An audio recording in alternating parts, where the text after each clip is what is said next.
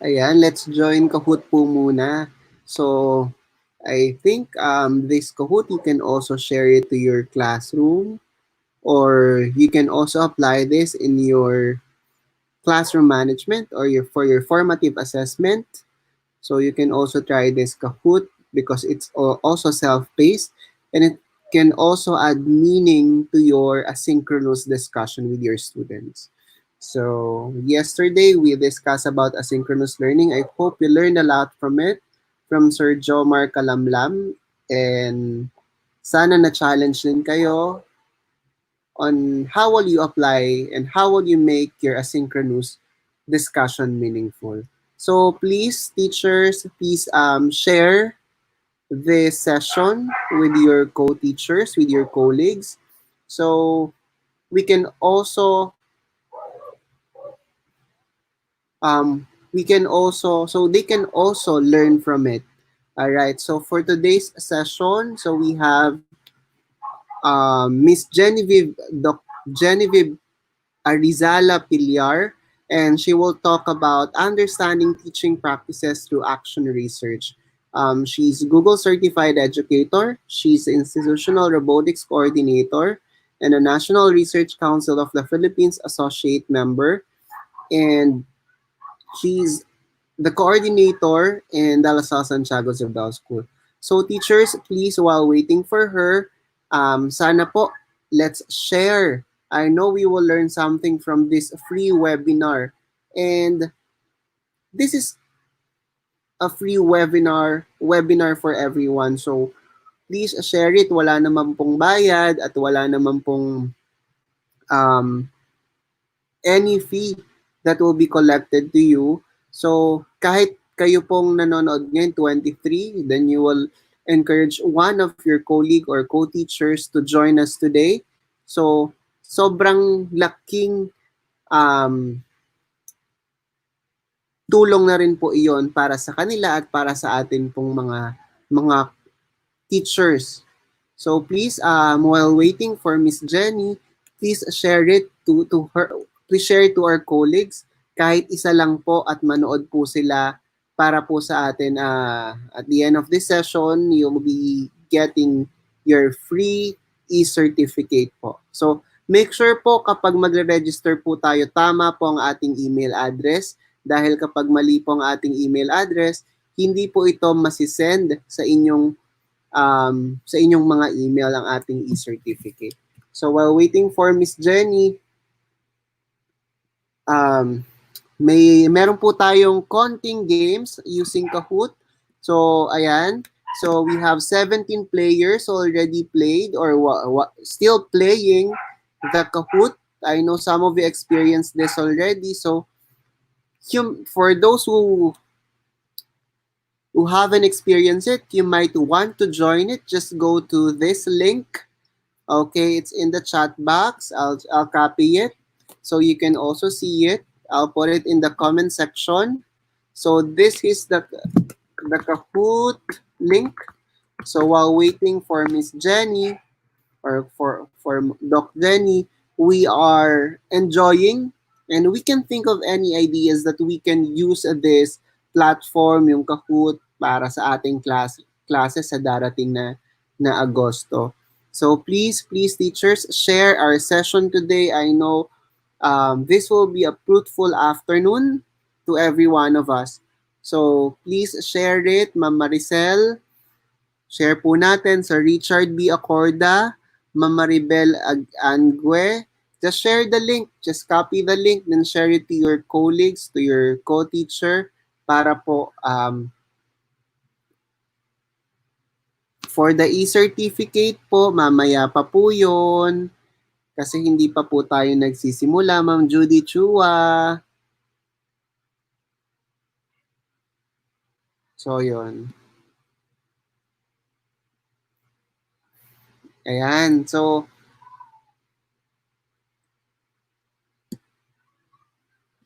Ma'am Judy Chua, mamaya pa po ang ating e-certificate after po ng webinar.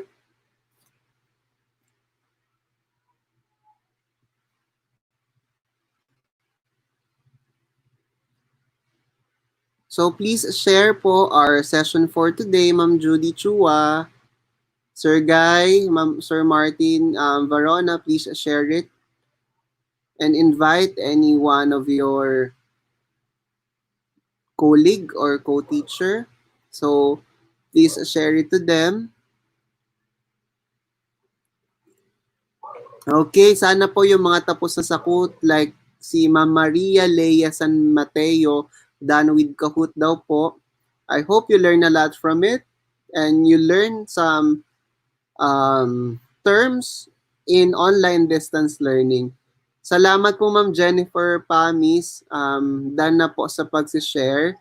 So just share the link. Then they can also watch our session for today. I know today is Friday. Tomorrow po ay rest day natin. Magpapahinga po tayo at wala muna po tayong session for tomorrow. As of now, we only have 20 viewers. So please share it para at least madami po tayong matulungan. Ma'am Judy Chua, kung first time nyo po, the registration for e-certificate will be flashed later after the session. Okay, because you will also answer the evaluation form. So yun po. Ma'am Judy Chua, I hope I answered your question.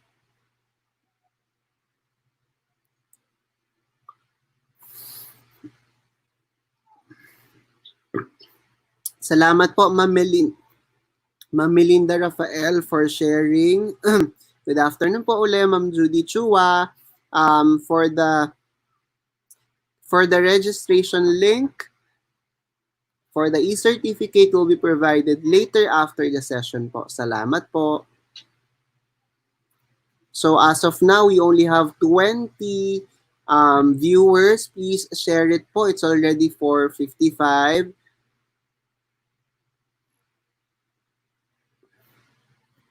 Ayan. So 22 players po tayo dito kanina sa Kahoot, pero doon sa ating mga viewers ay 20 pa lang po. So please share it sa ating mga kaguruan.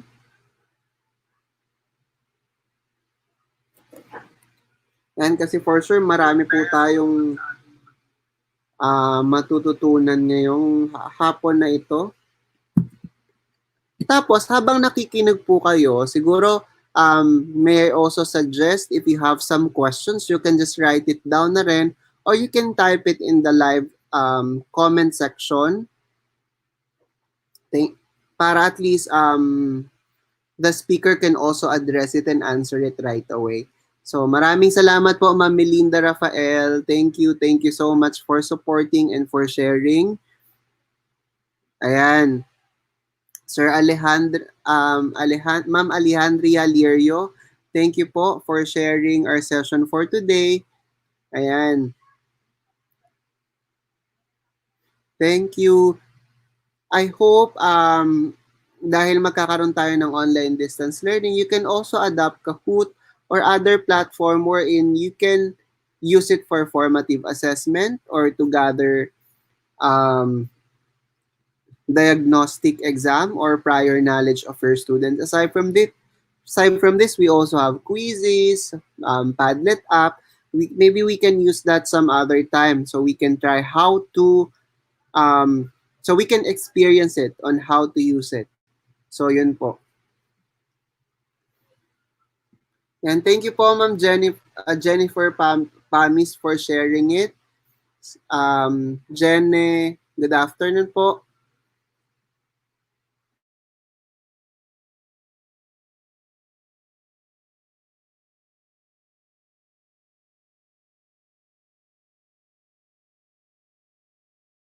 Yes po, there will be seminars again next week from Monday to Friday. Details will be posted tomorrow morning and also the topic, also the speakers for next week. That will be posted tomorrow morning po. Sana po let's invite the teachers ask them to like and subscribe to our YouTube channel or sa Facebook page po natin. Actually, you're you're part of this mission. So kung hindi po dahil sa inyo, wala po itong EdukTrends. So thank you for supporting. I hope nagtutulungan po tayo. I know we're helping each other in this kind of pandemic, especially in the field of education. So maraming salamat po sa inyo sa patuloy na pagsuporta. Sana po ay marami po tayong natutunan. Parang 2 weeks pa lang, no? Wala pang 2 weeks. Parang we had 8 speakers pa lang. 8. Today is our 8 speakers that will talk about different understanding teaching practices through action research. So, ayun po. So, start sharing. Ayan. Share lang po natin ang ating session for today. As of now, thank you. We have 26 viewers today who are just waiting for our speakers, for our speaker, Doc Genevieve Pillar. So, and we're lucky to have her po as our speaker. Actually, nagtutalk din siya internationally. Meron din siyang book sa Phoenix. I think it's a science book, series book for grade school. So I think siguro na-encounter niyo rin ang book niya. So if you're using Phoenix book in your school, she's one of the authors doon sa libro na po na 'yon.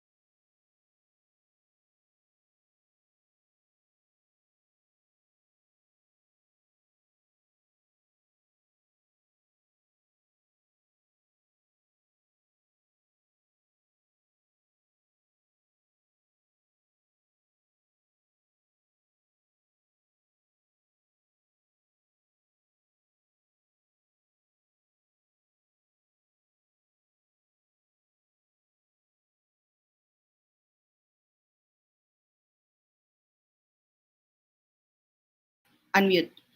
Okay. Sige, ililipat ko na ngayon. Sorry, ito na ako.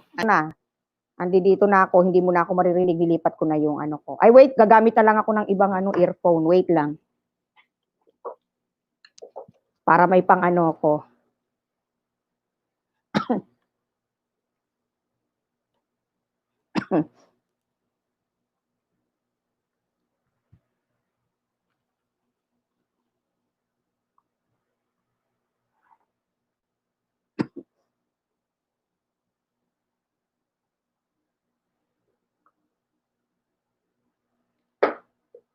Jolan.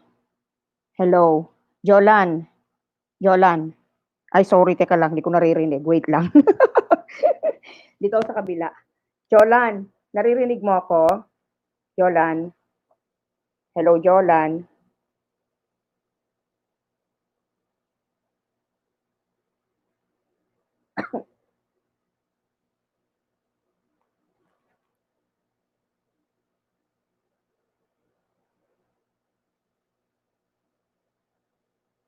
Bakit wala?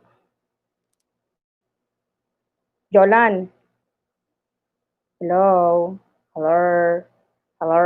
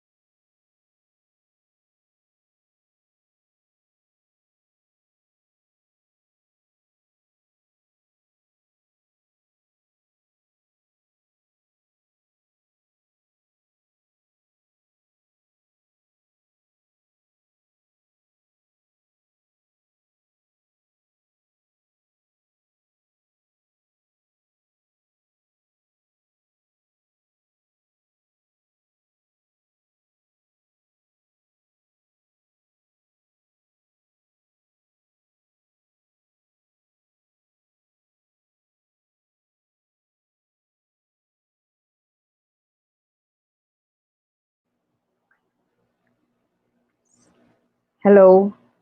Can you hear me? Hello. Sir Jolan, can you hear me?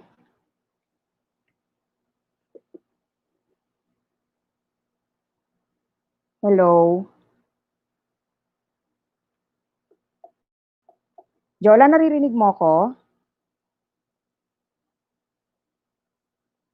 Diyan, dito sa cellphone ko, pero diyan sa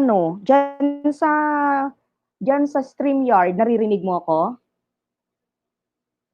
All right, sige. Thank you. Off ko na itong Hangouts. Okay, sige. Thank you. Eh, anuhan mo ako? Bigyan mo ako ng signal kung usimula na.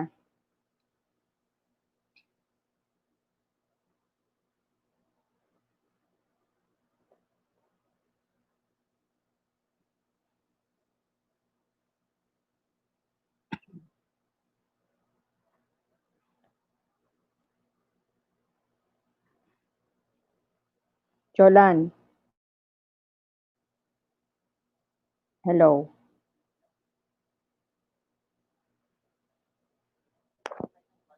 Start na? Oh, sige, sige. Okay.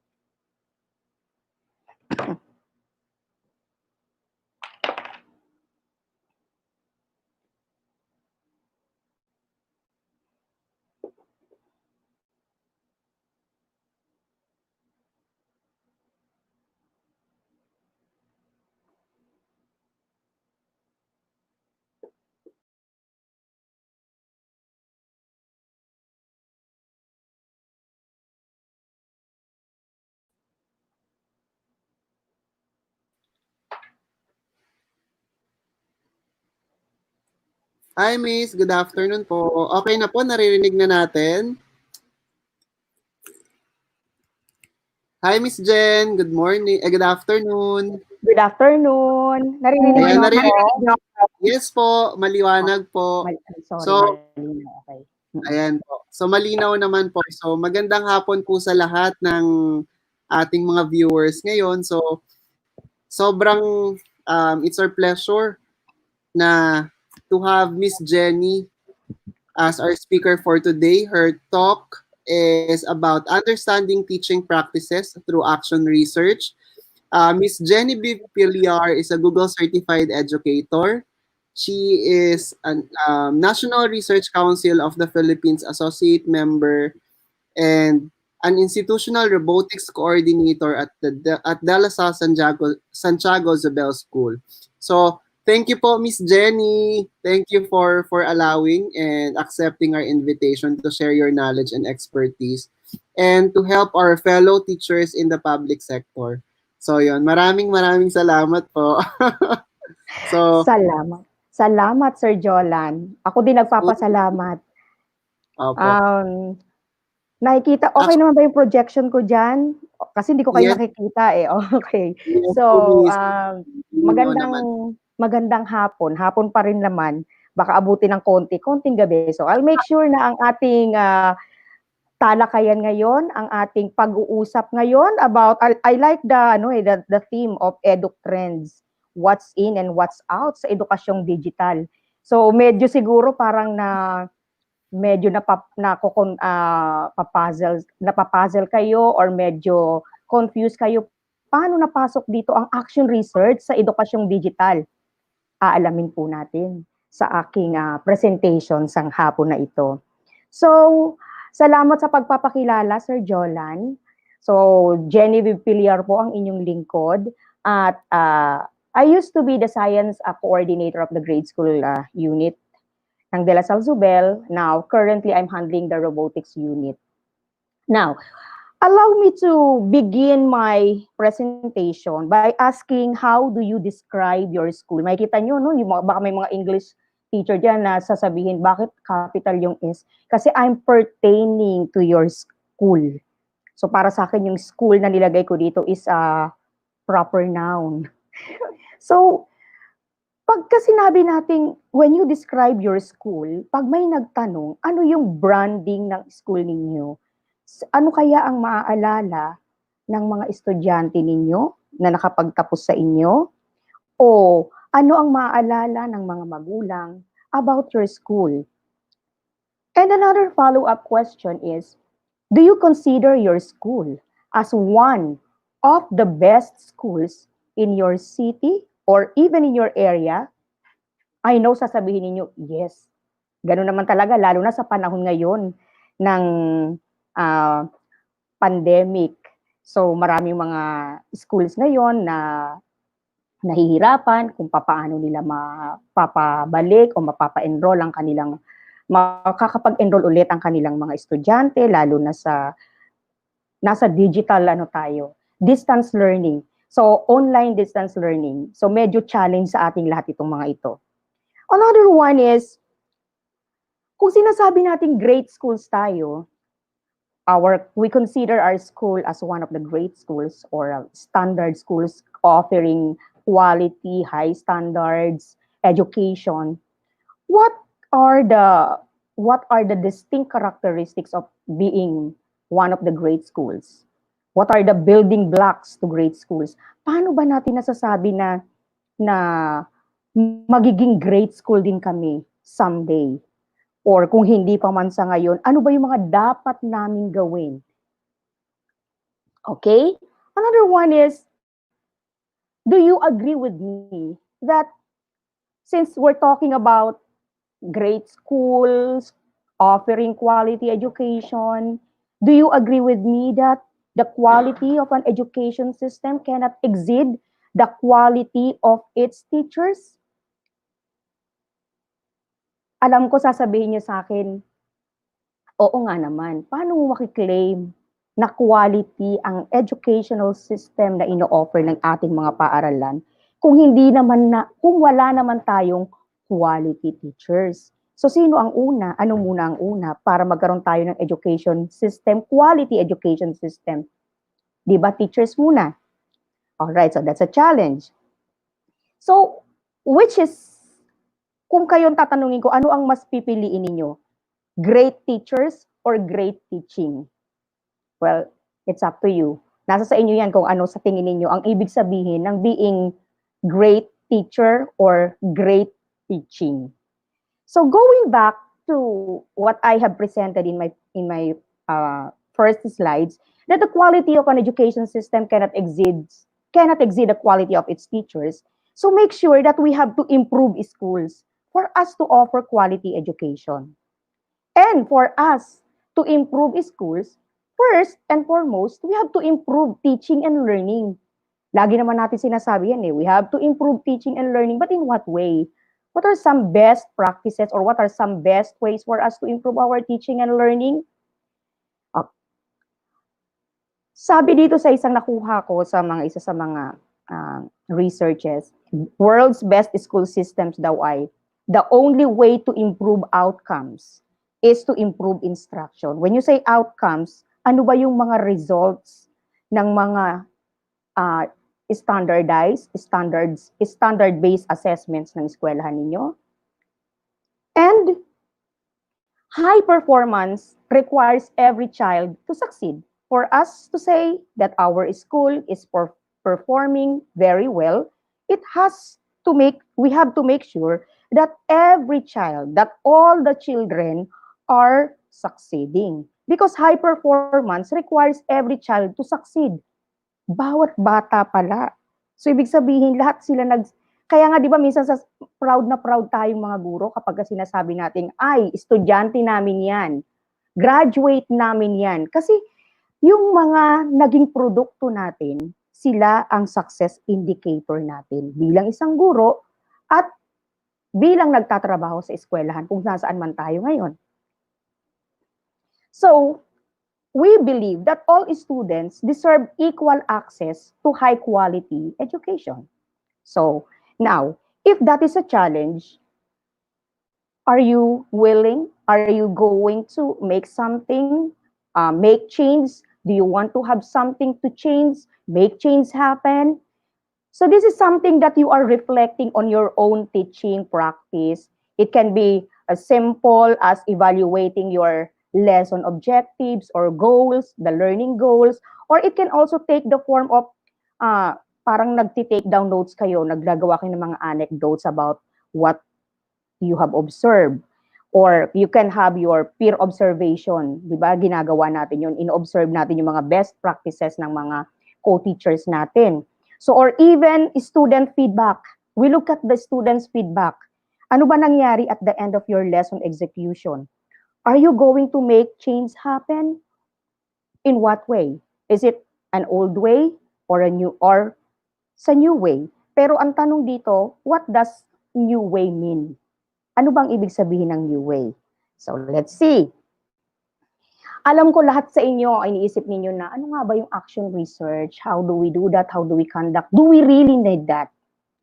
Okay. Now, this is actually a theme of my talk this afternoon, facilitating change through action research, or in other words, from yung ibang, another theme of my talk this afternoon is understanding teaching practices through action research. Why? Pwedeng ang sagot natin, I don't just want to research something, I want to make a difference. Paano? We want to facilitate change. Pag sinabi nating facilitating change, it's something that is the production of knowledge that may lead to change. Paano yun gagawin? We apply research, we've conducted for a research for the express purpose of enabling effective change, or the research that we're doing could be an attempt to embed action and change into the actual research process. Pag sinabi kasing research, big word. Okay, now, research generates knowledge in order to, generally, ito yung perspective ng research. Pero gusto ko kayo dalahin sa perspective ng action research. By looking at this slide, you would see here the different perspectives of research. Build broader understanding, so that's pure research. Pave the way for change, normally it applied research. Action change within a system. Emancipate through action. Ito yung action research. Technical, practical, participatory, emancipatory. Or expose and change the dominate system. So ngayon, we're going to focus on the action research per se lang tayo. Dito tayo titingin. So just to give you a background of an action research covers a broad array of research strategies that are dedicated to the integrated production of knowledge. So addresses practical problems. Ito yung mga nangyayari. Ito yung mga naririnig na rin ninyo, classroom-based research. Generates knowledge and exchange, or it can be participatory. From the word participation, ibig sabihin may mga kasama kayo diyan. So sa mga nakikita ninyo pagka nag-Google kayo, nag-search kayo ng action research, normally this is the normal cycle. You do the planning, you act on it, you evaluate, and then based on the evaluation, you replan. So ganyan ko kayo i-walk through ngayon. So why should you use action research? Because you want to change. Yun yung ating unang-unang pinag-uusapan kanina. And how does this qualify as a research? Research pa rin ba to ang gagawin natin? Kasi gusto ko lang naman ng pagbabago sa sistema ng ginagawa ko sa pagtuturo. Meron akong programang gustong i-try, i-pilot sa eskwelahan ko, pero gusto kong malaman kung effective ba to. And how does this qualify as a research? Because the act of finding your solution makes you understand your practice better. So that means, what do you mean by practice? Practice is the way you carry out your professional actions. Basta't kumuha kayo, going back, kapag may hinahanap kayong solution that makes you understand your practice better, that is already doing action research. Pero paano ba natin gagawin yon? Practice is the way you carry out your professional actions. Sometimes, tayong mga guro, akala natin, pag masaya, pag maganda yung pagkakagawa natin ng mga activities for the class, effective na yon. Pero, that is your impression. So, what are the pieces of evidence that your practices or your strategy is effective? So, ano yung magiging framework mo or pinaka-backbone ng iyong mga tinatry sa klase? So, what aspects of your professional practice are you currently interested in developing? Yan muna yung una ninyong iisipin. Examples. So, gusto ko magbigay ng intervention sa klase ko kasi nahirapan ako ituro yung math problems. Mahina sila sa reading comprehension. Tandaan po natin, reading is the basic of all. Reading comprehension, dapat ang mga bata can read with comprehension. So, hindi niya masasagutan ng math problems kung hindi siya nakaka-comprehend. So, ano yung gagawin natin? So, gusto natin magkaroon ng intervention. Pag nag-intervention ka, math ba kaagad ang iyong ibibigay na intervention? Siyempre, doon ka muna sa basic. Nakakabasa ba siya? Nakaka-comprehend ba siya? So, or sometimes you want to look at the assessments. Bakit kagaganda ng mga design ng mga assessments ko or mga tests ko? Bakit 50% lang ang nakakapasa or mas mababa pa? Meron akong gustong tingnan, bakit hindi kaya nagtutugma doon sa national assessments or doon sa mga standards-based assessments, standardized assessments, ang resulta ng grades nila. Sabi sa report card nila, yung ginagawa namin, ang tataas nila, 100, puro 100 or 95, 98. Pero pagka gumawa ng exam sa outside, nag-entrance exam, bakit parang hindi nagtutugma? So, yun yung mga pwede nating tingnan. And also, I want to contribute to my school. I want to innovate something. I want to integrate technology, lalo na ngayon sa panahon nito na naka-distance learning tayo. So, And also yung usong-uso, paano ba natin daw kailangan ma-integrate sa lessons natin, sa mga activities natin, lesson execution, ang 21st century skills. So, those are some examples of the things that you could review or identify or reflect on, the aspects of your professional practice, ano doon ang mga interest mo. Minsan hindi rin lang interest, ano ba yung need, ano ba yung necessary sa ngayon. So the most important aspect of action research is that the process enhances teachers' professional development through the fostering of their capability as professional knowledge makers. Because an action research as a process is an emancipatory, producing an understanding of the workplace that is empowering professionalism or doing it professionally. First, we have to understand our own practice and how to make one's practice better and how to accommodate outside change in one's practice. Willing ba tayo sa mga changes? Willing ba tayong magkaroon ng paradigm shift? And how to change the outside to make one's practice better? Kasi gusto natin mag-contribute, di ba? And how does action research work? Actually, the essence of an action research is teachers solving everyday problems in schools to improve both student learning and teachers' effectiveness. So an action research is actually it is an structured process in which teachers identify or examine and improve aspects of their practice. Here an example of an action research cycle. So, makikita nyo rin ito online. Research on action by using action as a tool for research with the process being driven by a dialogue between action and intention behind action or practice and the values behind practice. So, meron pang isang format or template for that or sample ng action research. The PDSA cycle for learning and improving. Actually, this is what I am using at this time. So you have to, the PDSA, you plan, you do, you study, then you act. So paano yun? Yung plan, you have of course to establish the objective. Why are you going to do that? And then the question and the prediction. So ano sa ini-expect mo at the end kapag ginawa ko to? And then you have to plan to carry out the cycle.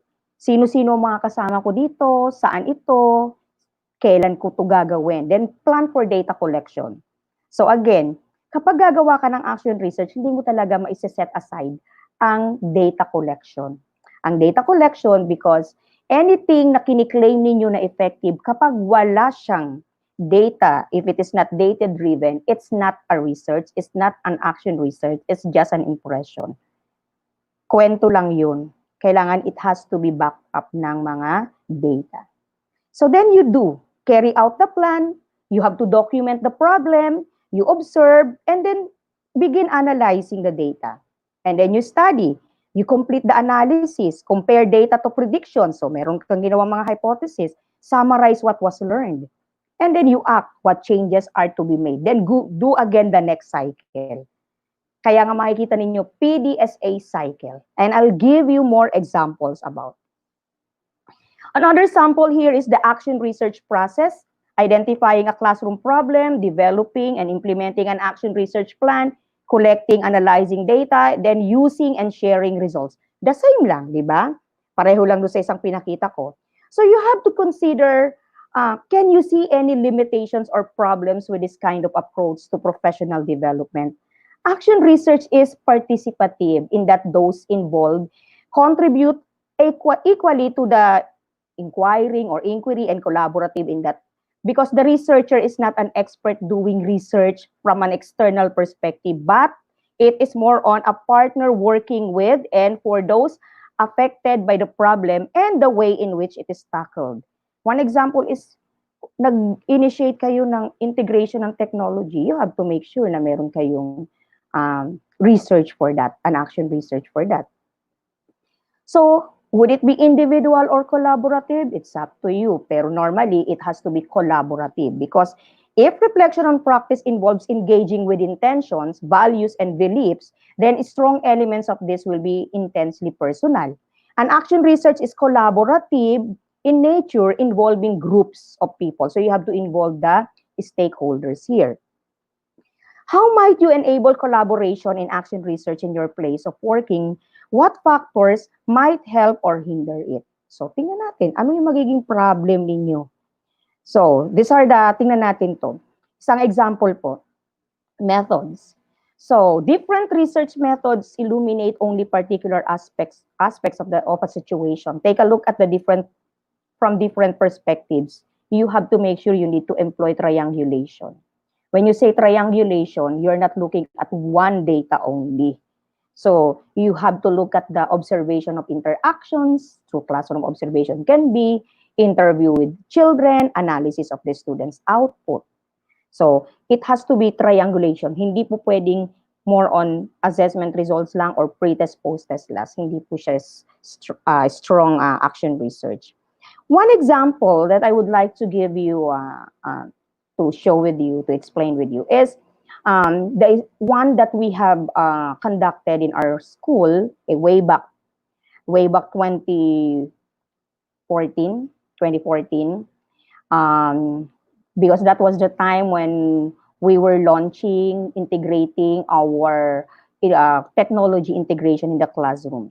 So in a science class, using interactive applications in enhancing students' knowledge and technical skills and process skills in grade 4 science. Now, by this, during that time, our intention was to know how are the use of different applications, videos, interactive games would be useful in enhancing the science process skills of the students.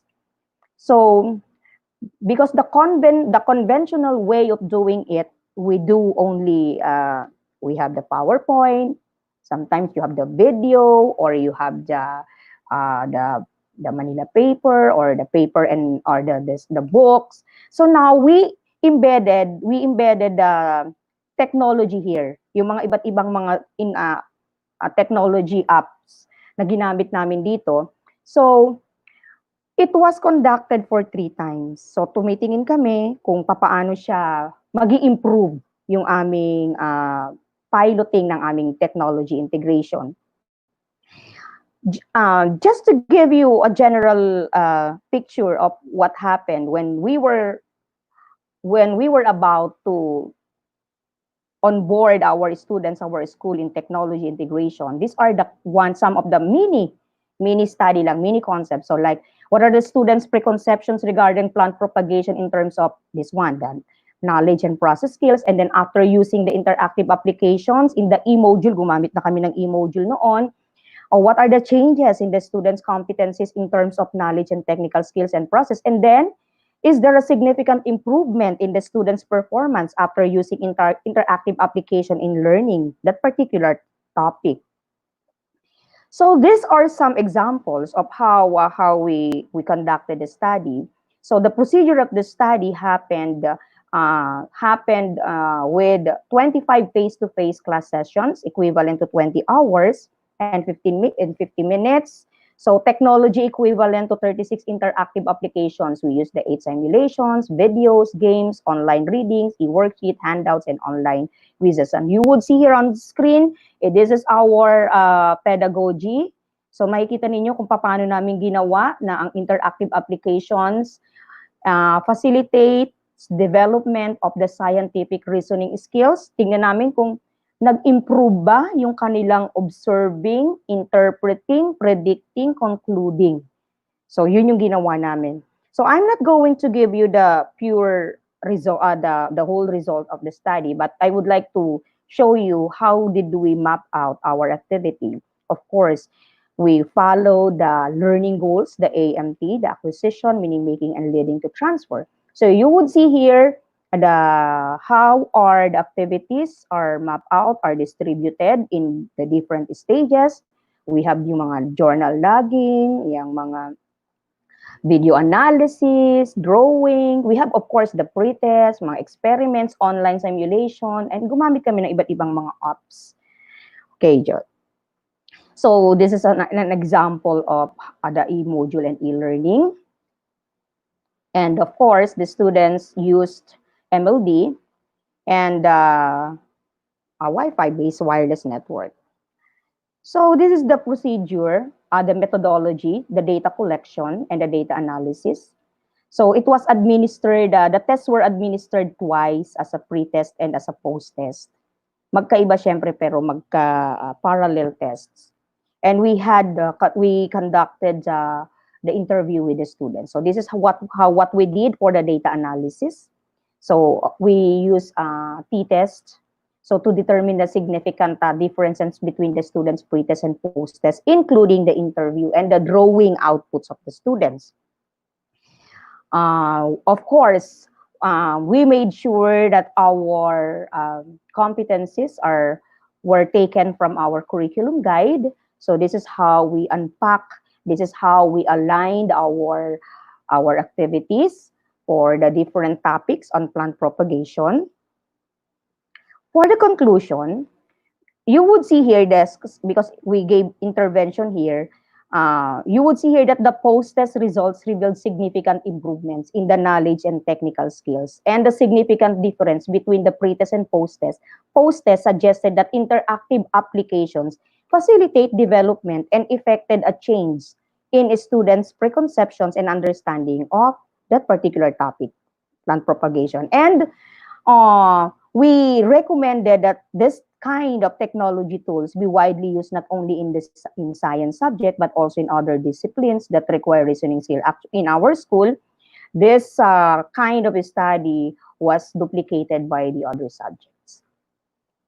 So, action research is a practical approach to professional inquiry and is of particular relevance to teachers or lecturers engaged in their daily contact with students. Actually, more on reflection lang to ng mga practices natin kung paano natin ginagawa. So, another example or another template or format for an action research is yung nagkakaroon siya ng iterations. Yung may cycle 1, cycle 2, cycle 3. So, papakita ko sa inyo, kasi di ba sabi ko sa inyo na ang action research is a cycle, PDSA, paikot-ikot lang siya. You plan, you act, you observe, you reflect. Ayan, balik ulit, paikot-ikot siya. So, hanggang sa makita ninyo kung ano yung desired result ninyo. So, bakit ko sinasabing ganito ang pinaka para sa akin, ito ang the best approach, the best way of doing or conducting action research in your in teaching. So, bigyan ko lang kayo ng background. Alam natin lahat na sikat yung 4th Industrial Revolution, meron na ngang 5th Industrial Revolution. Sabi, the AI revolution has already begun, and AI and robotics will change how we work. So the typical 9 to 5 na work natin, 9 a.m. to 5 p.m. job will disappear na raw because humans will have more leisure time and governments will have to rethink economics. Actually, nangyayari na nga ngayon, work from home tayo. Eto na. So kailangan na natin i-immerse ang sarili natin sa technology. And in addition, we are now entering daw sa Society 5.0, the super smart society. So, hindi lang pala 4th Industrial Revolution. Ang Japanese government, nag-launch na rin sila ng Society 5.20 as described by the Japanese government as the super smart society, which aims at creating a society where people can resolve various social challenges by incorporating innovations such as AI, robots, and big data into society. Pero tanong dito, are we ready? So ngayon tanong natin, let's define the system, the Philippine system, the educational system. So paano ba yun? So to define the system, kung ano yung setup natin ngayon sa Philippines, allow me to ask these questions. Do students have the 21st century skills today's employers are seeking? Okay, are our students ready to take on the next century of work? We know that today's students will need a variety of skills because the 21st century skills are very much relevant now, are very much needed for them to perform well kapag sila na ang pagka sila ay employed na, okay, in the future. So, we must ask ourselves what the best ways are to provide all students with authentic, unique, and innovative learning experiences. So that will help them develop these essential skills. What are these essential skills? Itong learning skills, literacy skills, life skills. So according to Gray, the skills you need to strive in the fourth or fifth industrial revolution are creativity, critical thinking, and decision making, as well as the complex information processing. So balikan ulit natin yung cycle na to. Paano siya mai-integrate dito? Paano magagamit yon? So, gusto kong pakita sa inyo ang isang research paradigm that we have conducted. So, I'll be showing more of examples and action research. Kanina pinakita ko yung science, ngayon sa technology integration. You would see here the iterations or the cycle, action research 1, action research 2, action research 3, then action research 4. For the action research 1, perspectives on creativity and innovation levels among our students at De La Salle Santiago Zobel School, we have adapted, we have included, we have offered robotics in our school. And of course, wala naman talagang robotics curriculum at this time, sa mga panahon na to. So, tiningnan namin kung papaano, ano ang perspectives ng mga students namin on creativity and innovation. And innovation, what are the levels of innovation of our students? These questions were formed. What are the students' perceived level? Big about the product, about building, about developing and revising ideas, presenting products and answers to driving questions, or what are the students' perceived level of creativity and innovation in robotics as regards to their product design in terms of their originality, value, style, or is there a significant relationship between the students' perception on the process and the product design, or how is the level of creativity and innovation of the among the students, or is there a significant difference in the students' perceived level of creativity and innovation when grouped according to their gender, sex, and grade level? So it was an exploratory research utilized a 7-item self-evaluation questionnaire. So we have adapted, nag-adapt kami dito ng questionnaire, nag-ano lang kami dito, nag-modified kami dito.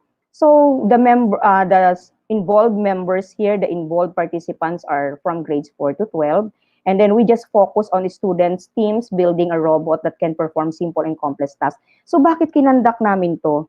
Kasi minsan iniisip namin, sa tagal na namin na binibigay ang robotics program sa school namin, hindi namin malaman kung anong level na nila.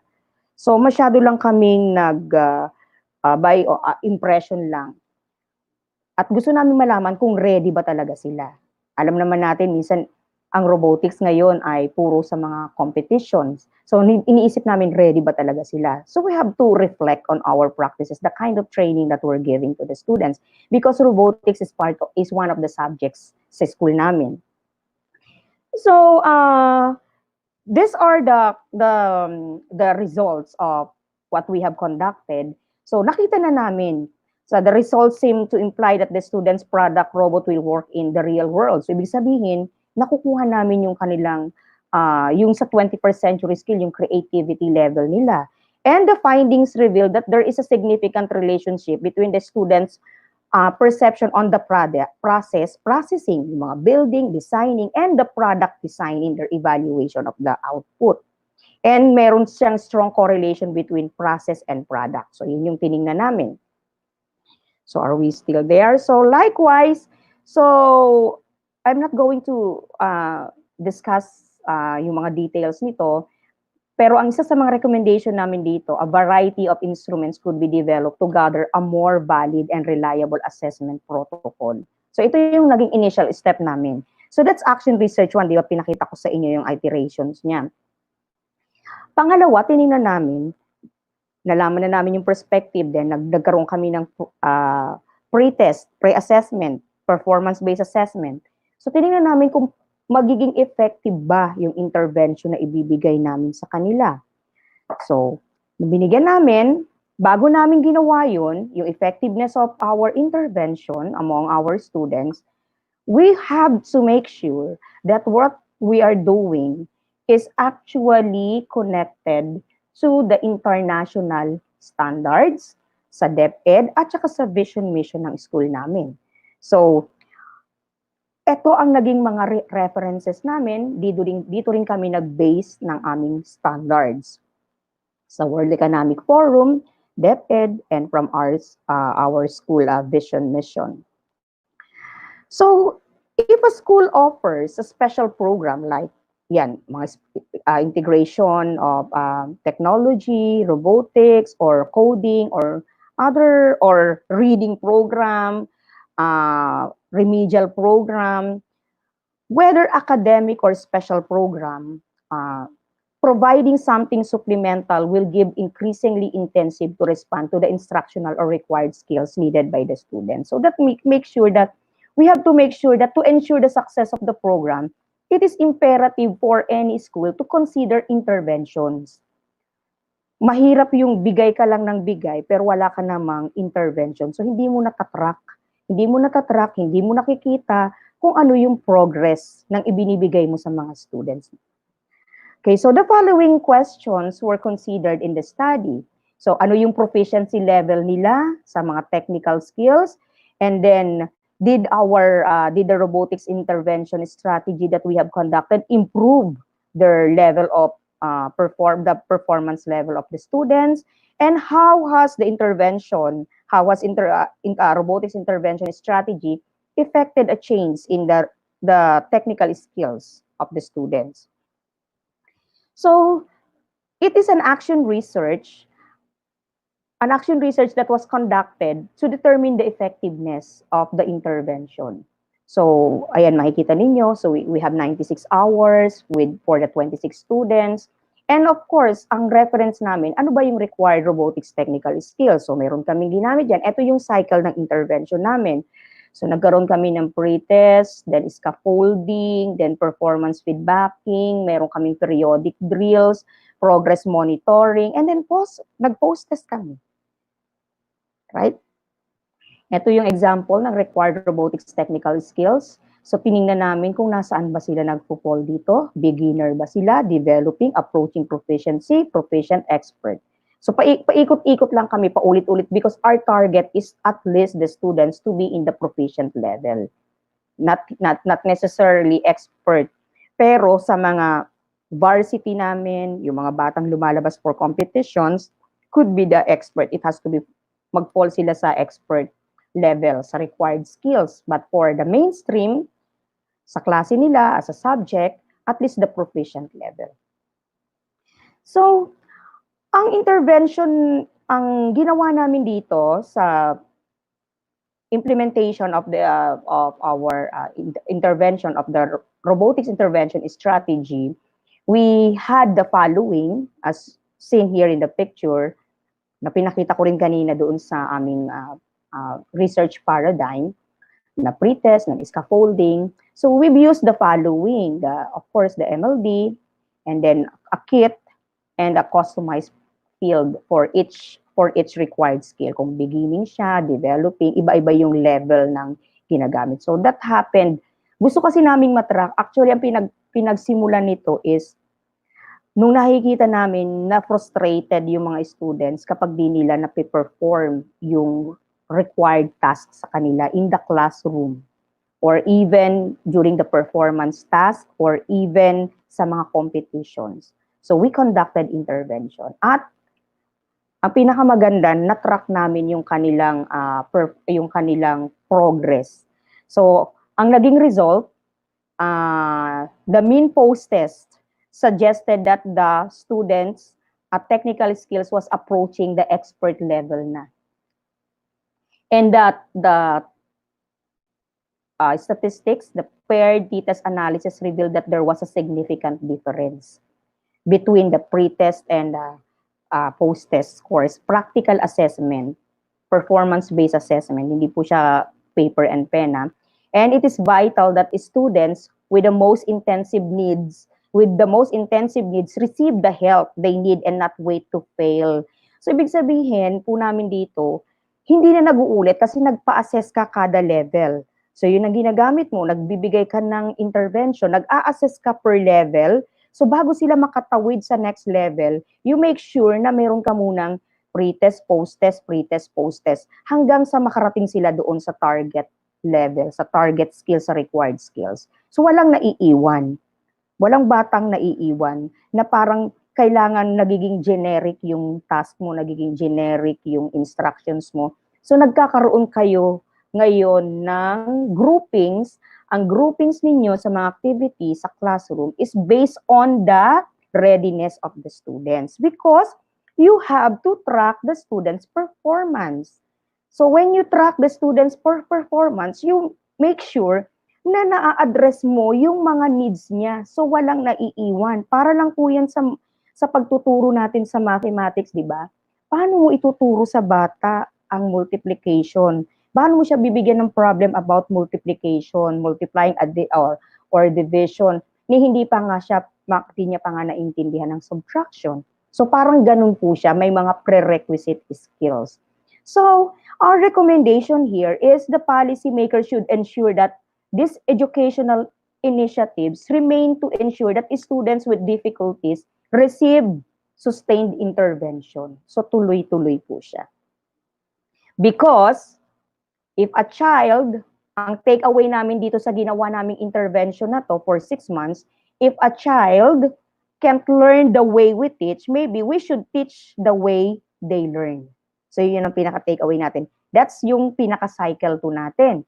Paano ko naman ginawa ang cycle 3? Sa cycle 3, gusto ko naman malaman kung ano ang masasabi, ano ang feedback ng mga stakeholders. Remember, kanina pinakita ko sa slide na action research should be collaborative. So now we conducted this kind of action research, getting the stakeholders evaluation of our program basis for policy development. So hindi ako bilang isang head, hindi ako pwedeng gumawa ng ng policy ko, ng guidelines ko, ng programa ko nang wala akong basis. Again, i-reiterate ko po, kapag meron tayong mga ginagawang guidelines or meron tayong mga kiniklaim na mga best practices or mga initiatives natin, kapag hindi siya back up ng data, if it is not data-driven, it is not an action research. It is not a research. It's not considered research. More on impression lang po yun. Kwento lang yun. So, we look at the stakeholders' feedback. Sino yung mga yon?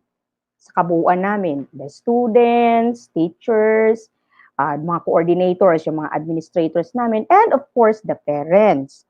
So, dalawa lang naman yung tinanong ko dito. How do the different stakeholders, these are the stakeholders, describe their experiences about the existing program and what factors are being described as needed for improving the existing program. So, eto yung laman ng aming ginawa naming survey. So, nag-triangulate din po kami dito. Meron din kaming ginamit ng mga how do you call this? Nagkanda kami dito ng focus group discussion, interview with the students. How do the different stakeholders describe their experiences in terms of content and activity, the teachers or the coaches' expertise, the time allotment, target skills, robotics training room, our laboratory, and the students' collaboration or the team collaboration. And the second one is what factors are being described as needed for improving the existing program in terms of this also. So, very simple lang naman yung ginawa namin. Sa mga bata, kasi ginamit namin mula lahat ng mula dun sa mga batang grade 3 to grade 12, paper and pencil questionnaire was used for the students while Google Forms naman po ang ginamit namin sa teachers, coaches, subject area coordinators, and parents. So, yan yung aming mga evaluation questionnaire. And then, it was a descriptive mixed method approach, Likert scale and focus group discussion. Yung one strongly agree about sa content, coaches, expertise, and so on. So, ang aming focus group discussion naman, how would you describe your overall observation about the program? Ito yung simple result. So, makikita ninyo dito, ang pinaka kino-comment nila dito is ang dapat daw ang bigyan ng pansin ng tuon ay yung time allotted for the robotics class at saka yung mga activities to enrich the students' research skills. So imagine nyo kung hindi namin makukuha ito, hindi namin malalaman na we have to improve our yung aming modules for the students, our lesson activities for the students. We have to make sure that pala na we have to improve the students' research skills. So as a result, you would see here that additional time daw to improve the program. As I've mentioned, students' research skills enhancements. Nag-request din sila ng regular training kasi nga may mga bata kaming nasa varsity, yung tinatawag naming elite, tsaka kailangan daw din namin ng i-advance yung mga teachers namin. Kailangan nilang mag-undergo pa ng mga other training kasi the technology keeps on updating. So, tumataas siya ng tumataas. So, hindi po pwede yung nalaman mo nung last year pa or 2 years ago, same ngayon. It keeps on updating. So, just to give you parang to summarize kung ano yung previous na mga examples na binigay ko sa inyo, I would like to reflect on this quotation by Dr. Martin Luther King, that the function of education is to teach one to think intensively and to think critically. Because intelligence plus character, that is the goal of true education. Bakit natin sinasabi yun? Kasi hindi lang naman tayo nagtuturo for the sake of pagtuturo. Hindi tayo nagtuturo kasi gusto nating mag-marathon ng topics. Hindi tayo nagtuturo kasi gusto lang natin tapusin kung ano yung nasa curriculum guide, ano yung nasa course outline natin, ano nasa syllabus natin. Gusto natin malaman kung effective ba, kung meron bang natututunan, kung tama ba yung mga strategies natin. Alright. Now, these are some important considerations to bear in mind. Does the method give a form of data which relates to my question? Is it feasible in the available time? So ito yung mga challenges natin. Have I made myself aware of its strengths and limitations? Will it be acceptable method for the other people involved? Like ako, in-involve ko yung mga stakeholders. Will it disrupt normal routines? Especially the data gathering method stages. So how will I know what is having an effect? Yun. Siyempre, kailangan natin ng data. How will you know if may effect nga yung ginawa ninyo? So, doing an action research is actually, mayroon siyang some considerations. There are some questions that you could help, that could help you start your action research. What is your concern? Why are you concerned? Like ako, what is my concern? Ang concern ko is, tama ba yung ginagawa namin sa robotics? Kasi wala naman tayong guide. Wala tayong curriculum. So, kumukuha lang kami sa international standards. So, why are you concerned? Because I'm the head of the unit, of the robotics unit. So, kailangan, I'll make sure na effective, efficient, at tama yung ginagawa namin. So, why do you think you could do about it? And what kind of evidence could you collect to help you make some judgment about what is happening? And how would you collect such evidence? And how would you check that your judgment about what has happened is reasonable, fair, and accurate? So, we do not learn from experience, we learn from reflecting on experience. At agal ko na din naman po na nasa sa pagtuturo, sa pagiging head, admin, lagi talaga nating iisipin na lagi through experience. Sabi nga dito sa quotation na to, favorite quotation ko to, we do not learn from experience, we learn from reflecting on experience. Minsan kasi puro assumptions lang tayo, isipin natin, tama siya, tama naman to, masaya naman mga bata, nakikita ko natatapos naman nila. Pero nasaan yung indicators na successful yung naibigay nating intervention, successful ang mga approaches natin and strategies. Now, balikan lang natin yung ginawa ko kanina. Yung pinakita kong tatlong researches, Action Research 1, Action Research 2, Action Research 3. Perspectives on creativity and innovation, effectiveness of the intervention, and the stakeholders evaluation. Andi dito na ako ngayon. So, bakit? Kasi yan yung goal ko.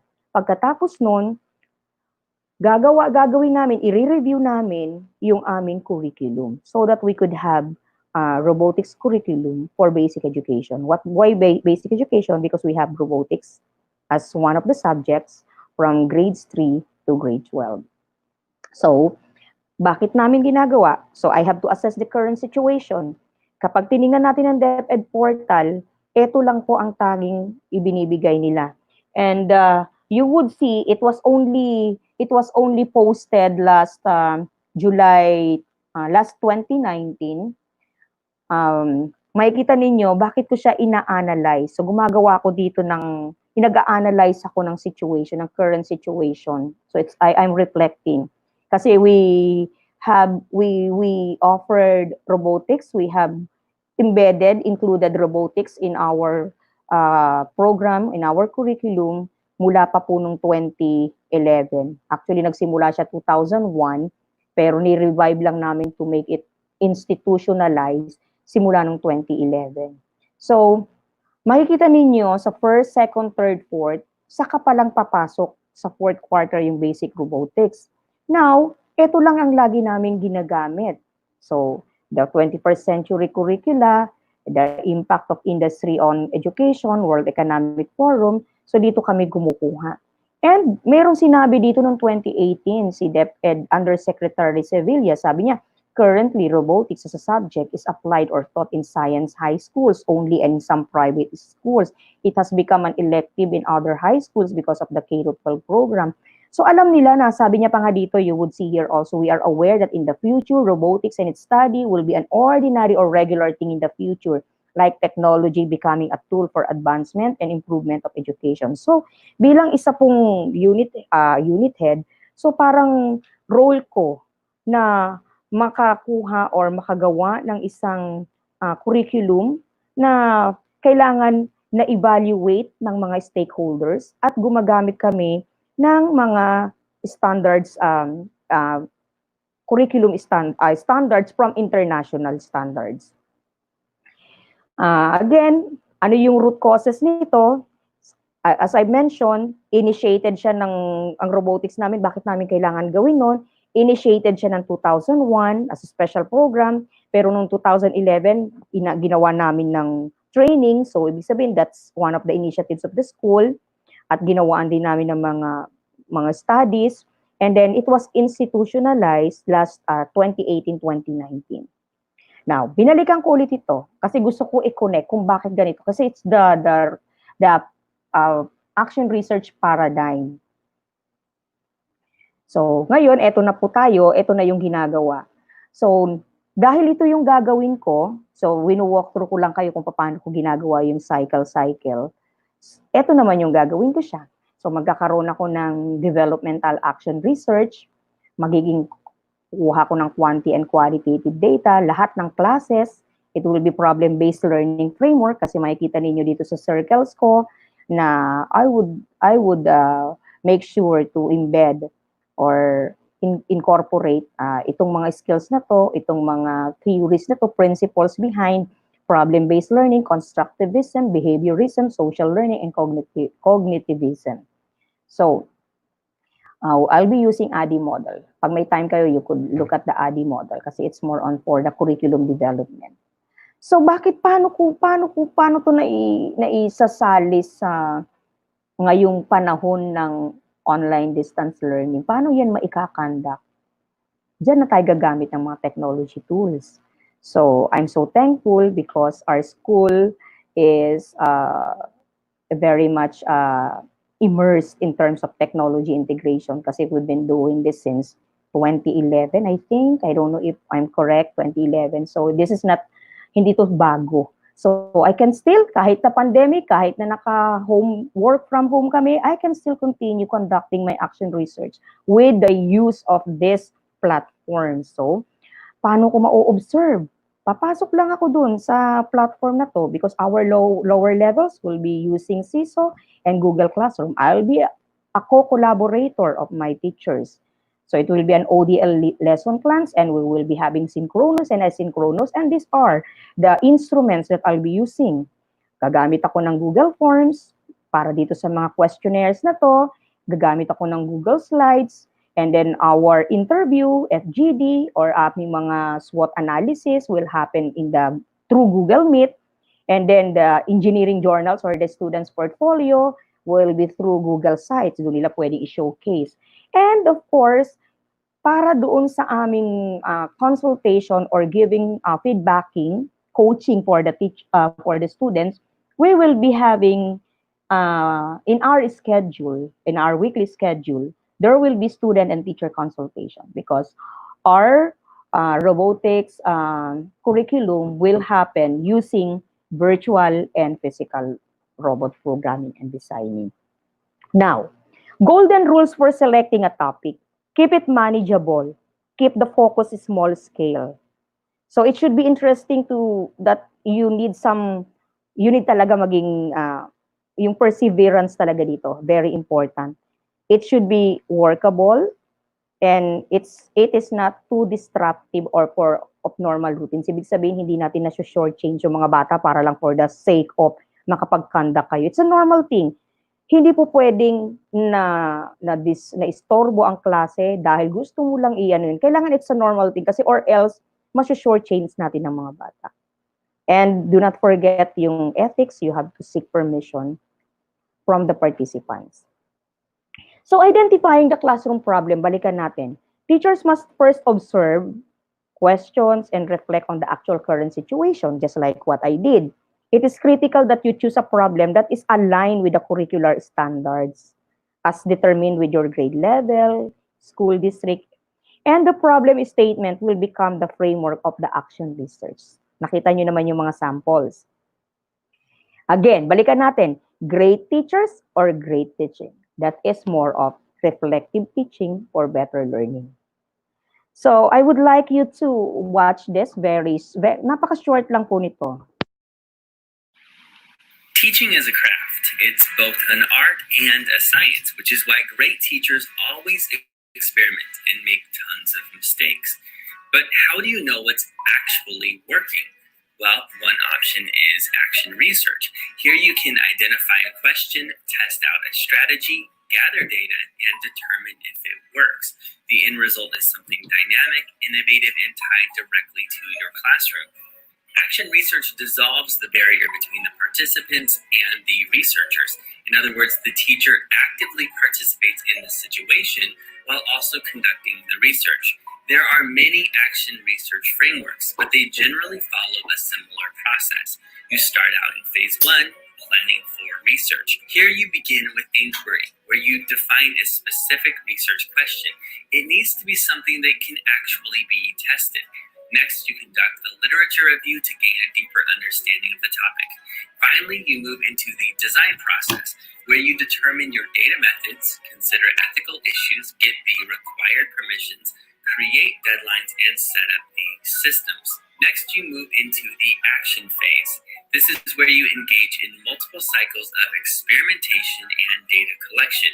Your data collection might include qualitative data like observations, artifacts, and interviews, or quantitative data like rubric scores, surveys, or achievement data. Afterward, you move to analysis. You'll often start by organizing the data with charts or graphs and looking for specific trends. You might also discuss it with peers, free write in a journal, or create a cluster map before eventually writing out your results. Finally, you have your conclusion. This is where you share your research with the world and reflect on your own practice. This will ultimately lead to newer questions, and the cycle will continue as you refine your craft as a better, more creative teacher.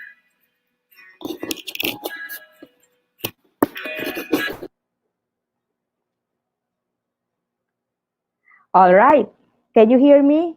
Can you still hear me? Actually, balikan ko lang yung slide na yan. No action without research. No research without action. Okay, hindi po pwede pong pagkatapos niyo yung gumawa ng data collection, nag-analyze kayo, itatabi niyo na yun. You have to reflect.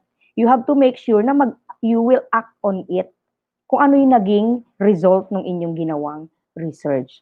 So when do you use action research? To solve an educational problem, to help educators reflect on their own practices, to address school-wide problems, and when teachers want to improve their practices. Katulad po nung ginawa ko, sinishare ko lang sa inyo.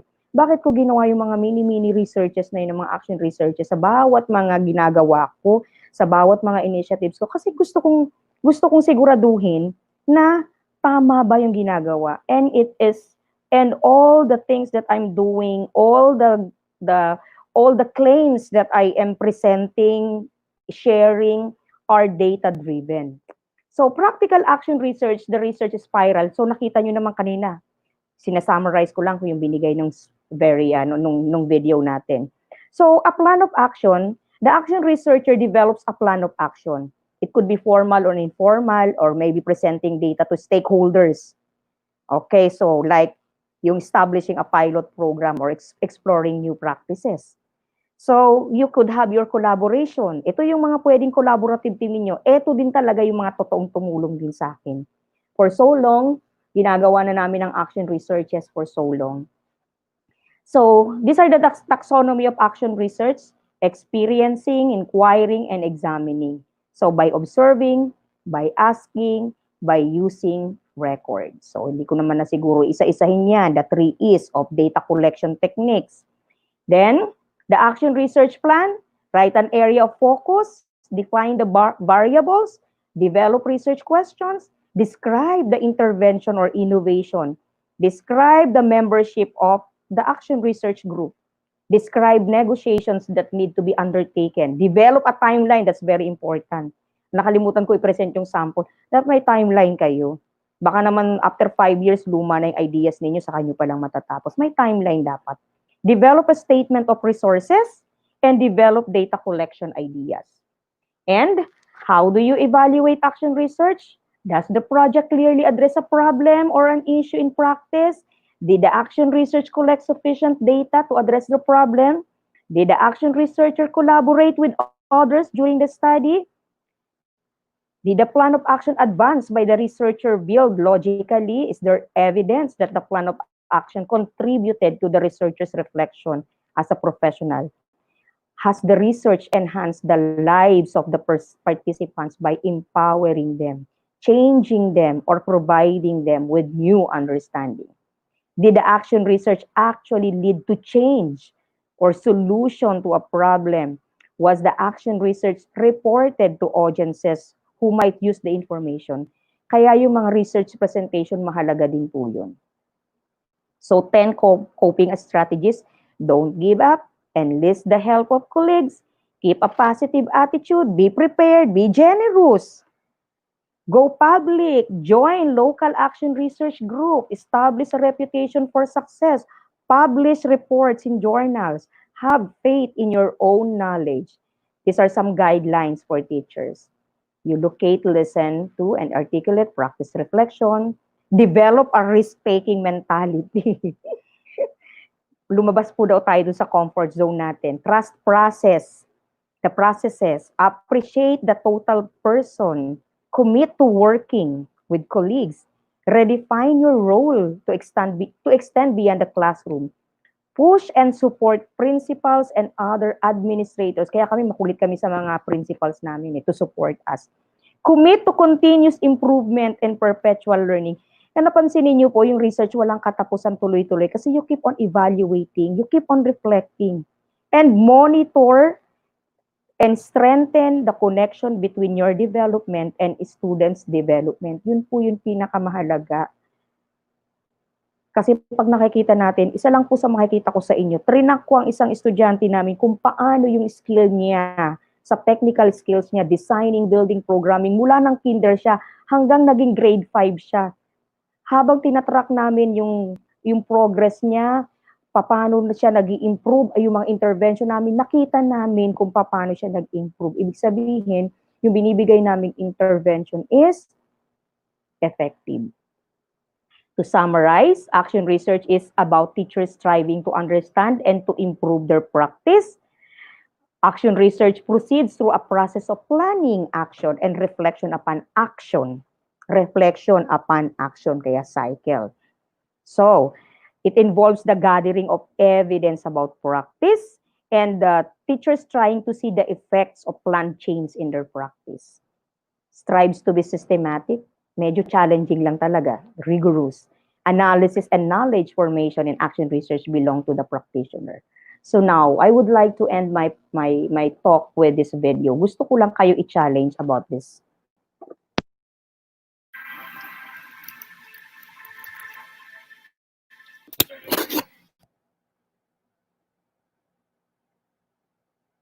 All right, so again, we do not learn from experience. We learn from reflecting on experience. Magandang gabi po sa inyong lahat. I hope I was able to deliver my target goal, my objective for today, for this afternoon, for this evening, understanding teaching practices through action research. Maraming salamat po sa pakikinig at sa panonood ng aking presentation, sa pakikinig sa sharing ko po. Grabe, Miss Jen, sobrang informative nung sharing. And siguro may isang question lang tayo dito, Miss Jen, from one of our participants. All right. She's asking from Sir Alvin Ignaw. Ayan. Sabi niya, what are the possible constraints or limitations in doing action research in times of pandemic? Oh, actually, pandemic na ngayon. So, limitations. Kanina, nasama siya doon sa aking ginawa ko bago pa mangyari itong pandemic, magkaroon tayo ng work from home, magkaroon tayo ng online distance learning, nakaplanado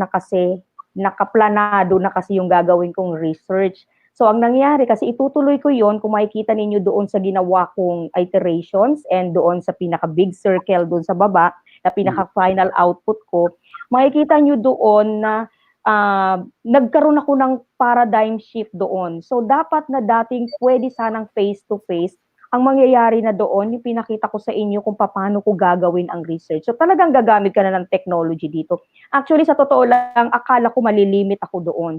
Nung nalaman ko na magiging online distance learning na kami, di ko alam kung paano ko ikakandak yung study. So, nakita ko possible pala. So, meron akong slides na pinakita ko paano ko yung gagawin yung mga instruments, paano ako mag-observe, paano ko mapapagawa sa mga teachers, sa mga students. Gumamit tayo ng technology tools. Yes, sir. Siguro isa rin, yung we can maximize siguro the use of different applications, especially in data gathering, di ba, Miss Jen? Yes. So, pwede rin forms, at least you don't need to see them face to face. Lang. At saka ang maganda doon, yung andun na agad yung resulta. Database. Yes, analytics. Yes, sir. Yeah. So, yun din. Ang bilis, sir, kasi kapag ka Google Forms, kasi kung gagamit ka ng paper and pen, gagamit ka ng mga checklist or survey, tapos papasagutan mo, i-encode mo pa yun eh. Samantalang kapag yung mga ito Google Forms na gagamitin mo, diretso na siya, makukuha mo na kaagad yung results. Magagamit mo na kaagad, makakakuha ka na kaagad ng statistics doon. Yes po. So grabe, no? So the power of technology, the power of application, na dati sobrang antagal mo pang magkakandak ng research kasi itatali mo pa siya isa-isa. Correct. Mm-hmm. So yung mga ganun. Tapos, Miss Jen, yes po. Oo. 'Di ba siguro etong pandemic na to, sobrang dami ng magiging problema. At siguro ito yung pwedeng mag-conduct tayo ng researches, especially ang daming topic na papasok ngayon eh. So ikaw halimbawa mag-online learning ka na sa klase nyo. That's already an action research. Effective ba yung strategy? Effective ba application na gagamitin natin? So that's an action research already kung 'di ba, Miss Jen? So Yes, yeah. Actually, kung ano yung mga challenges, kung ano yung mga kinakaharap ninyong issues, yun ang lalagyan ninyo ng magre-reflect kayo. So ngayon, iisipin ninyo kung paano ko kaya lalagyan ito, paano kaya ako magkakaroon ng intervention dito. So using your planning, kukuha ka ng magagather ka ng data. So doon mo palang mapaplano kung paano mo ika-conduct yung study mo. Kasi action Yeah. nga, action research. Ibig sabihin, napakasimple lang. Pag gusto ko malaman kung nag-improve ba yung performance ng student ko, so kukunin ko yung data, ano ba yung prior, ano yung baseline, pinaka-baseline nila ng kanilang performance. And then along the way na binibigay ko yung intervention, nagkakandak ako ng online learning. So at the end nun, naging effective ba yung strategy ko? Bigay ka ng post-test, ibalik mo ulit. So pag maganda yung result, ay, effective pala ito. Yes. So, doon din natin malalaman kung effective din si online learning. Hi po Yeah. pala kay Sir Frankie, kasama natin siya ngayon. Hi, So, Sir Frankie. organizer. So, si Sir, ayan. May question ka ba, Sir Frankie, kay Miss Jen? Na-inspire ka bang gumawa ng action research? So, aabangan namin ang action research mo, Sir Frankie, ah. Can I Ayan. exit Siguro, ano? Yeah. Can I stop sharing so I can see you siguro, all? Sure, miss. Ayan. Nakikita mo na kami. thankful lang ako. So aside from, Sir, nawawala Ayan, okay ka. na? Ayan. Okay, yeah. ayan, siguro, Yeah. Yeah. Po. Nice.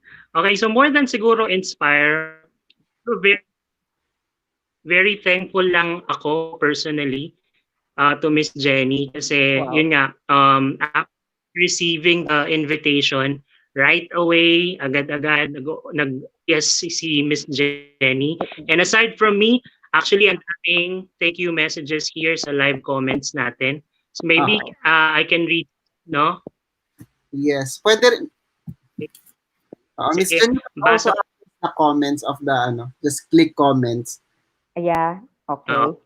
Miss Plateros, the presentation was clear and very organized. Learned a lot. Thank you so much.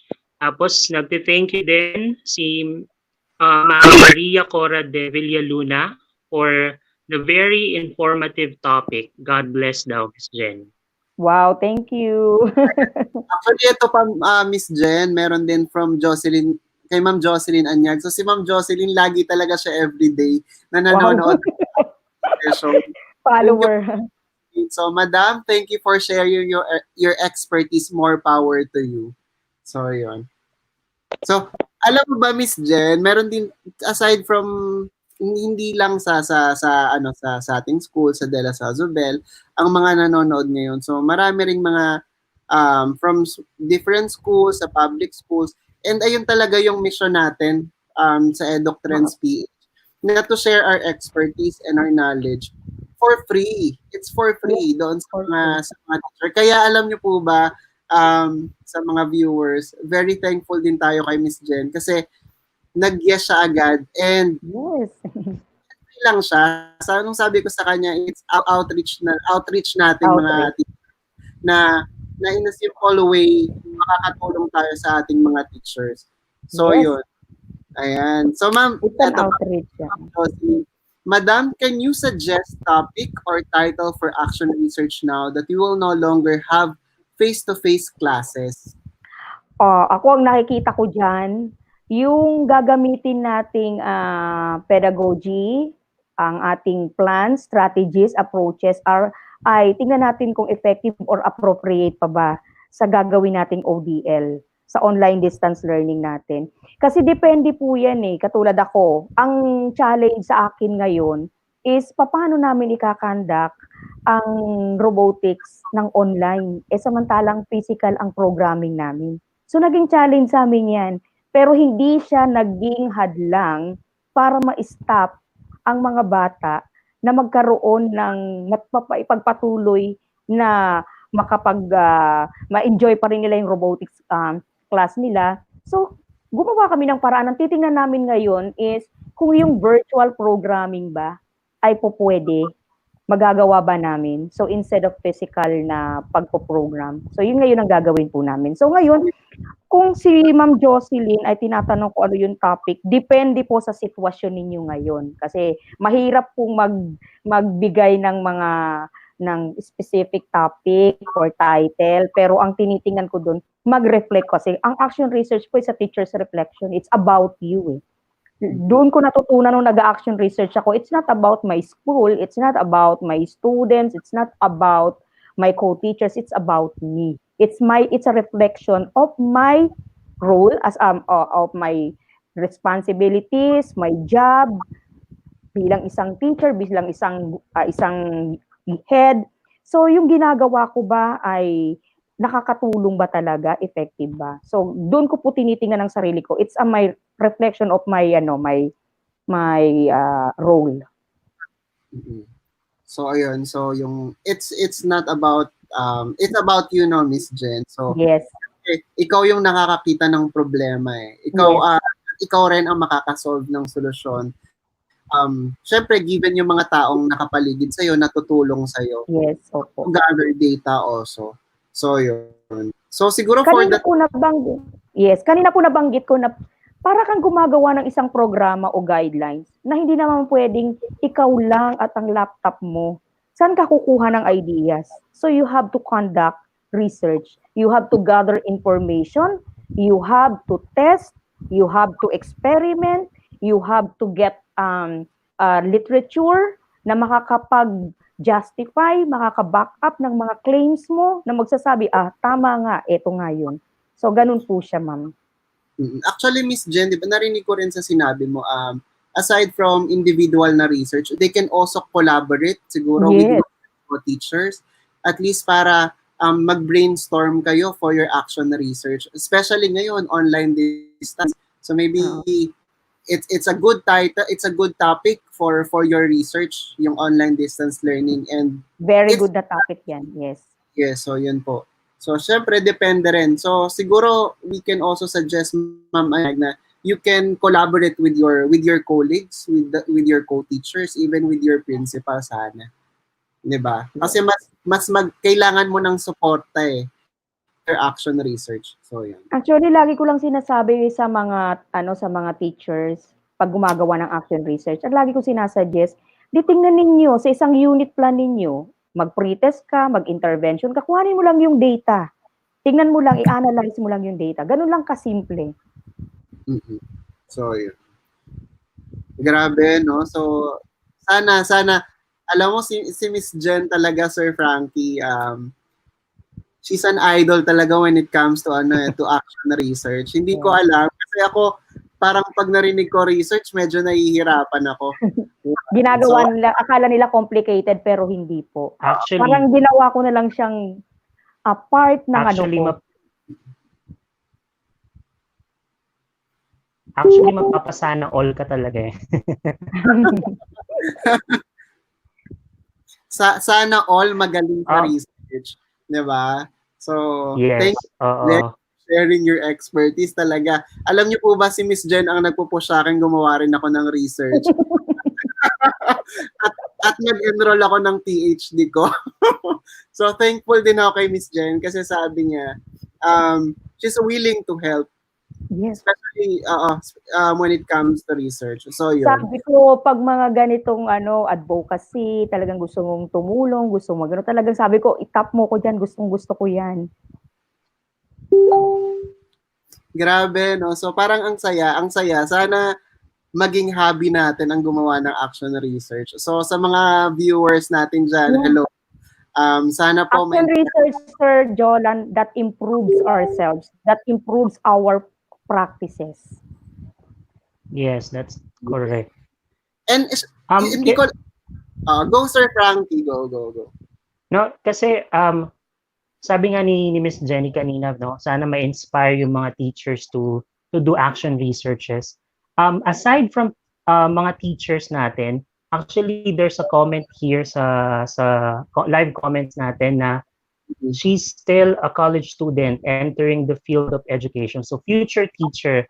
And she said here na this is very helpful for college students like me entering the field of education, I would rewatch this webinar again for my field research and study. Sabi ni Yubel and Dominic Cabiles. So Yeah. thankful siya. Oh, Thank actually, you for watching, Yubel. aside from the teachers, Miss Jen, we also have here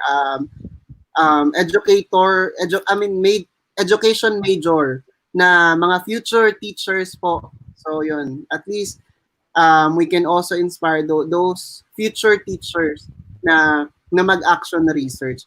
So yun. So thank you po for supporting. Sana po ay let's share this video so para mas marami pa tayong ma-inspire na na teachers and syempre mga future educators. So from Ma'am Jenaline Vergara, salamat po Ma'am Jen. So very thankful sila sa topic natin ngayon kasi it's very informative din. Thank you Miss Jen for this very informative topic and God bless you. Ayan, sobrang sana mas marami pa tayong matulungan. Merong isang inspiring na sinabi dito, si Ma'am Maria Lea San Mateo. Sabi niya, confused daw siya about action research, but after this session, find the motivation and confidence to do one. Kasi kala kasi nila very technical. Kala nila parang pag narinig yung action research, parang intimidating na kaagad. Pero hindi niyo alam, it's about you. It's just a reflection of yourself. It's just a reflection of your practices. Ang galing, ang galing. Sana ako din makabuo ng action research. Sana. So hoping na we can also collaborate with an action research with a specific topic, especially this, diba, Miss Jen? Yes. So sana marami akong matutunan din kapag pag nakasama ko si Miss Jen na mag-work. So hello po muna tayo kay Sir Armand Anthony. He's watching from Jakarta. Wow. Hello. International. Thank you, watching sir. From Jakarta pa talaga. Okay po. So medyo rin merong hindi lang sa hindi lang sa Pilipinas. Meron din from Jakarta na nanonood sa atin, Miss Jen. So grabe, sobrang thankful din si Ma'am Christine Plateros. The presentation was clear and very organized. Learned a lot from ito sa webinar daw. So thank you so much din daw, Ma'am Jen. Thank you din. You are welcome. Wash hands. I salute po, ma'am. Wow. May pag-wash hands po tayo. So yun. So thank you. Parang shout out din kay Miss Raquel. She's watching right now. Miss Raquel Velostrino Saradoy. Hello po. Wow, andyan siya. Ayan, sabi niya, thank you, Miss Jen. Miss Josh. Oh, ma. Diba? So, thank you po for watching. Ito ata yung kanina, si Ma'am Jubhel and Dominic Cabiles. Ayan. So, thankful din si Ma'am Jubel. Yung future educator natin. Yes. Ma'am Jubel, you can also invite your classmates to watch the upcoming webinar series. It's for free. All you need to do is to like the page, tapos yung mga link, just follow the schedule para at least we can help in this simple way po sa ating mga guro at future educators. So, may question pa po ba tayo? If you have some question, just type in the comment box below po sa baba. Ma'am Jen, ito, from Jack Campbell, talagang this pandemic brings many topic for research. Hehehe. Madami kang pwedeng igawa ng research kasi I'm sure madaming problems na may encounter. Correct. Diba? I agree. Oo. So, ano kayang mga naiisip nating AR or action research? Grabe. Ma'am Jen, now ko lang ang paggawa ng action research. Grabe. Ngayon lang daw. Siguro ngayon lang siya na-enlighten nung nag-present si Ma'am Jenny. Ayoko kasi ng presentation na parang nagle-lecture, 'di ba? Sabi ko, I will be more on showing examples. kasi mas iba yung na experience mo na. Yes, Kasi, from the heart yung presentation, yes. kasi yung sinishare ni Miss Jenny kasi based on her experience and not from any concept na nagaling sa libro. Ito talaga kasi ginawa niya. So, alam niyo yun, yung mga na-encounter niyang problems, mga drawbacks, mga disadvantages sa paggawa ng research niya, she can also address it kasi na-experience niya yun eh. Kasi siya mismo yung gumawa ng ng kanyang research. Ayan. So, thank you daw from Ma'am Jerilyn Toyo. Thank you po, Ma'am Jen, for a very informative topic. And thank you po, EdukTrends PH, for this seminar. So, you're welcome po. More You're power to every one of us. If you have question pa po, teachers, so para we can, Miss Jen can answer it. Kahit 6:41 na, magandang gabi po. And Sabi Miss na Jen, gabi na. thank you talaga. Hi, you Actually, are welcome. medyo busy din yung schedule. Alam ko maraming meetings, maraming kailangan din nating ayusin sa school. Pero andito pa rin si Miss Jen, 6:41 na.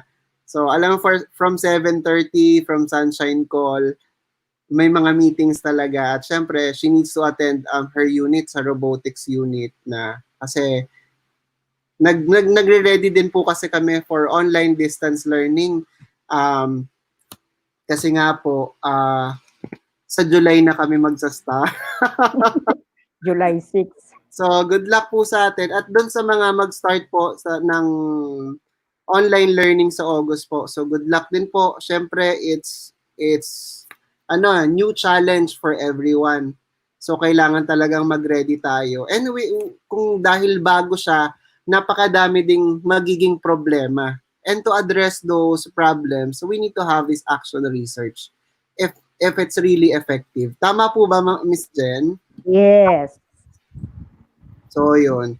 So, sana po may na-inspire tayo lahat sa pagkakaroon gumawa ng action research. Sana talaga ay yun. Di ba? So, Ma'am Jen, meron dito from Ma'am Marilyn Dizon Vergara. Sir Jolan, Sir Frankie, and Ma'am Jen, I'm happy. Marami ako natutunan sa inyo. Sana someday makita ko kayo personal. Artista na pala tayo.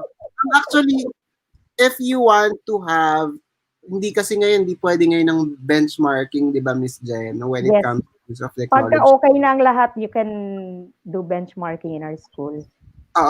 And free lang naman yun. We're happy to entertain you kasi we're happy to share our practices and strategies that can also help sa mga cases sa school nyo. So, yun. And we also have Spark Ed. Nag-promote ng Spark Ed. At saka, sir, talagang ang Lasallian, one of our Lasallian values talaga na ibinibigay natin is our generosity to share our knowledge, our best practices. Kasi yan lang laging sinasabi sa atin, di ba? I-share natin ang best practices natin para mas marami pa tayong matulungan o makontaminate ng mga teachers para kasi nga alam niyo naman pagdating sa Lasallian education talagang it's we cater, we give a quality education. Yes.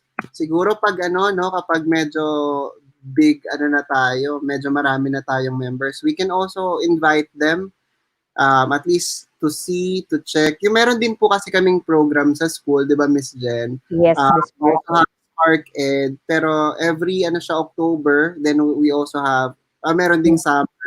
Then meron siyang CPD points if you're going to attend the Spark Ed to school. But for now, I don't think we'll be having this kind of program. Pero let's see, baka gawing online din. So yun. So mas maganda at least kahit hindi siya face-to-face, kahit online siya, hindi pa rin siya naihinto. Kasi syempre, it's also a way of helping the public school teachers, the small private school teachers. So yun. So maraming salamat po. Sana patuloy. At kayo po kung meron kayong gustong i-share, kasi we're not limiting this platform sa amin lang. Kayo rin po, kung meron kayo sa tingin yung best practices niyo sa school at makakatulong po not only for your colleagues, but sa iba pang mga teachers, let me know. Message nyo lang po kami sa EdukTrends PH. Message nyo lang po kami sa Facebook. And then, you can share your expertise. You can share your experiences. So, yun po. Ayan. Ayan. Sabi pa dito, Ma'am Jen, from Ma'am Alejandria Lirio. Thank you po, Ma'am Jen. Ang galing po ninyo. So, Thank you din. You're welcome. actually, si Ma'am Jen, yung katulad ng sabi ko kanina, she's also an author. One of the authors sa series ng Phoenix. Phoenix, right, Miss Jen? Yes. Oo. Pero si Miss Jen, it's science. Anong title ng book mo, Miss Jen? Understanding Life Through Science, from nursery to grade 6. Ayan, from nursery to grade 6. So, yun. From nursery to grade 6, meron din silang book under Phoenix Publishing House. So, grabe, no? Grabe yung achievement ni Doc Jenny. Wow, no. Sana magbilang anghel. Soon to be. So, yun. So, alam niyo po ba, sobrang nasingit pa tayo ni Miss Jenny sa schedule niya. Actually, kakatapos niya lang ng proposal defense niya ng, 'di ba? Proposal defense niya sa kanyang PhD class. So, grabe, ganun ka busy si Miss Jenny. So, very Parang ikaw lang.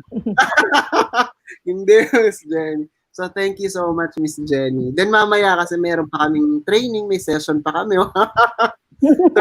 Tuloy po ba o bukas na lang? So yun. Bukas. So, yun. Let's see. Ma'am, Nakakatuwa. from Ma'am Jennifer Pamis, tama po yan. Mas lalong naliwanagan ang lahat sa paggawa ng action research. Wow! Natuwa naman ako sa mga comments na parang maliwanag. Alam niyo kasi gusto ko pag nagtuturo ako ng ganyan o nagbibigay ako ng talk about, parang in layman's term, na parang ang dali mo lang maintindihan, papaano mo lang siya gagawin. So parang ka lang nag-storytelling. Tama, di ba, Sir Frankie? Reading teacher. Storytelling, di ba? Naglalag yung ano mo, Sir Frankie, yung internet mo. So, yun. Miss Jen, last na to. Siguro, last word doon sa mga teachers, words of encouragement for them to have or to conduct an action research. So, last word na po tayo. Marami kasing nagsasabi, pag sinabing action research, katulad ng sinabi ko, masyadong intimidating, feeling nila mahirap gawin. Pero, samantalang yun na yung everyday life mo eh. Lalagyan mo lang ng structure. Lalagyan mo lang ng framework, yung mga practices mo. Kasi naniniwala ako na ang mga teachers, lahat yan resourceful, creative, kaya nga hindi nga sila nalilimit eh. Subukan mo lang, mayroon lang akong subukan. Magtanong ka lang ng isa pero wag mong ipopost kung ano yung sagot nila. Iba-iba ang sagot nila, ang gaganda. So ibig sabihin, lahat tayo ay talented bilang mga guro, lahat tayo ay resourceful, creative. So, lalagyan lang natin ng structure. So, wag lang talaga tayong mai-intimidate sa sistema because an action research is about us. It's about ourselves. It's about our teaching practices. It's about roles and responsibilities. So, marami po tayong mga online. I-google lang po ninyo mga examples ng mga action research. At naniniwala po ako kapag kayo ay naging isa na action researcher, mas lalo nyo pong mapapaganda, mas lalo nyo pong matutulungan ang inyong mga estudyante, at you will become more professional in dealing with your everyday teaching, in your everyday teaching experiences. Yes. Sobra yun. Miss Jen, thank you so much. Maraming po salamat po sa pagtanggap ng imbitasyon na mag-talk po sa EdukTrends PH. So, thank you po talaga, Miss You're Jen. welcome po. Ayan. So, sana po ay ma-inspire po ang ating mga kaguruan na gumawa ng action research, including me, kasi isa rin siya sa mga weaknesses ko na gumawa ng action research. Kaya sabi ko kay Miss Jen, if I need help, sana matulungan niya ako na gumawa ng action research. Or I'm happy to collaborate with Miss Jen. So, may yun. plano tayo, di ba? Sure. So, thank you po. Thank you, Miss Jen. Salamat po. Bye-bye po. Thank you. Thank you. Bye-bye. Ayan. So, yan. So, teachers, for those who haven't signed or registered, please assign na po tayo. At we will close the registration in a while. Thank you so much. Maraming salamat po sa pagsuporta.